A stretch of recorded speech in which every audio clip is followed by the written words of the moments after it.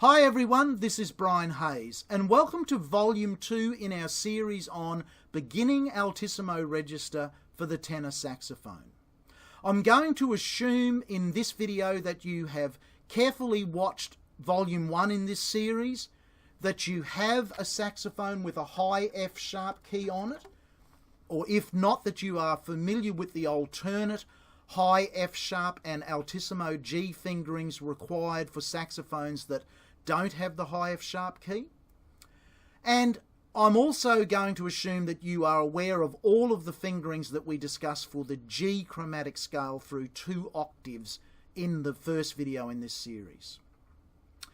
Today I want to try and get you thinking along the lines of introducing that new high Altissimo G into your standard playing register. I don't want you to think of it as a freak show note, a little squeal or a squeak that you can occasionally drop out in some sort of showman style when performing. For that note to be of any use to you and any of the Altissimo notes, you need to bring them into your standard comfortable playing register. Okay, so you need to make that high F sharp and the high G over high C feel like they are just any standard note that you feel comfortable in playing on the saxophone. Now, in all of the work that we're going to do today, I'm going to be using the standard B and C fingerings. So in Volume 1 we talked about the correct way to play the chromatic version of B and C and A sharp, but in all of the scales and arpeggios and chords that we'll be playing today, just use the standard fingering for B flat and B to C. Okay. The first exercise I want to take you through is a G major scale. G, A, B, C, D, E, F sharp, G. I'm going to take it that you are familiar with those notes and that you've probably played that scale already.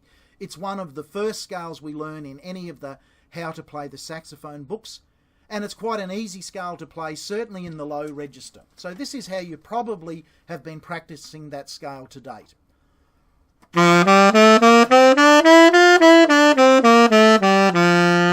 So that's a 1 octave G major scale, G, A, B, C, D, E, F sharp, G. Don't repeat the G when you come down, just play the 1 G up the top, straight up, straight down. What we want to do today is try and take that scale up the 2nd octave. Now we're going to use the fingerings that I detailed in Volume 1 for the high F sharp to G change.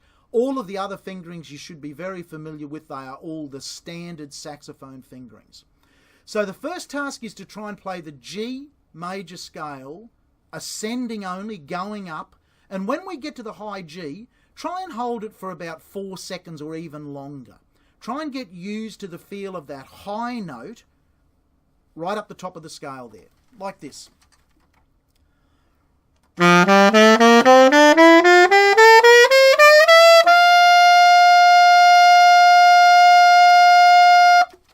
Now you can hold that note however long you want to. You can hold it out for 8 seconds if you want to, but try and hold it for at least 4 or 5 seconds because it's the new note. It's the note that isn't on your saxophone. There is no specific high G key. There's no specific button that we can press on the saxophone that says this will produce the note G above high C. However, as per Volume 1 video, we found that on any saxophone that has the high F sharp key, if we play the high B fingering, that's normal B, the 1 finger, index finger on the left hand, plus the octave key, plus our 3rd finger on the right hand on the high F sharp key, the saxophone will take us 80 to 85% of the way to getting a perfect Altissimo G. The other 15% or so relies on our embouchure strength, and we also talked in video 1, Volume 1, to not jump to these Altissimo notes before you've built up appropriate strength in your embouchure, and also before you have mastered the standard range of the saxophone. If you can't play up to high F on your saxophone, in other words, if you can't play the general range of the saxophone, now, I'm not saying you have to play it like that, but what I did there is I started on G, I went right up to high F, and I ended up down on low B flat you know, the full range from B flat to high F on your saxophone, if you can't produce those notes, to be honest, you have no business trying to weave your way into the altissimo register. There is a prerequisite to extend the range of any of the saxophones, and that is that you can comfortably play the standard range of the saxophone for which the instrument was designed. Okay, so now that we've played the G major scale ascending, the next thing we try and do is just bring it into our normal practice routine, where normally we would play a major scale like this. You know, we'd play it up and down. I recommend you don't double up on any note. Don't play too high Gs. Just go straight up to the G, then straight down to the low G. So obviously what we need to do, if we're going to say that that new high altissimo G has become one of our standard notes in our comfortable playing range, well then we need to be able to play that G major scale through 2 octaves, ascending and descending, just the same as if we were playing it in 1. Like this.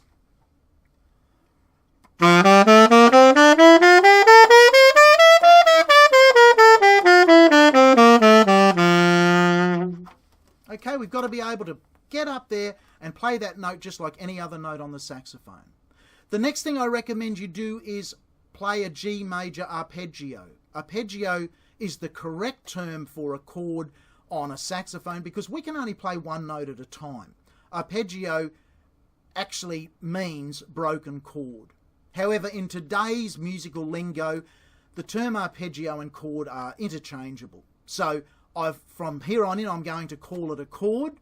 Just be aware that a chord is defined as 3 or more notes struck at the same time.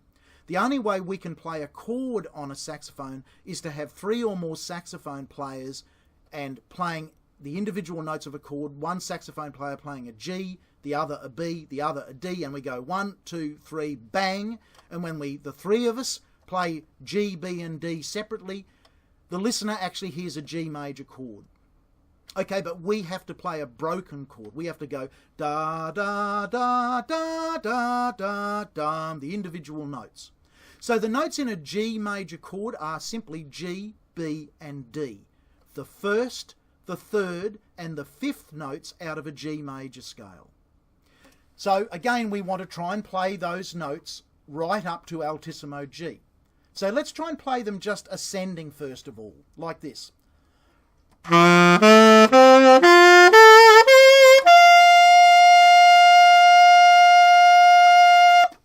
Again, I'm holding on to that high G, the altissimo G, to get my body used to what that note really feels like.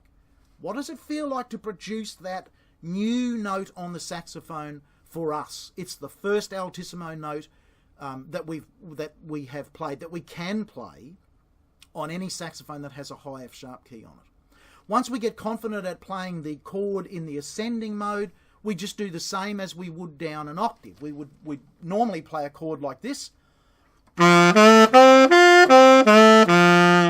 now we're going to try and take that exercise up the 2nd octave, through 2 octaves.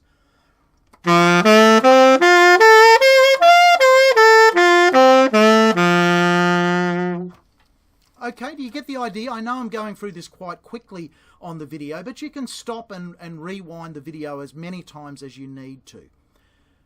The speed I'm playing those exercises at is about where you should get to. So initially you might have to play that much, much slower than I'm playing on this video. Every chord and every scale that you know on the saxophone, you can apply in the same way as we have today here, focusing on just a G major scale and a G major chord or arpeggio. You can play a G minor chord, G, B flat and D, 1st, 3rd, flat and 5th would be this.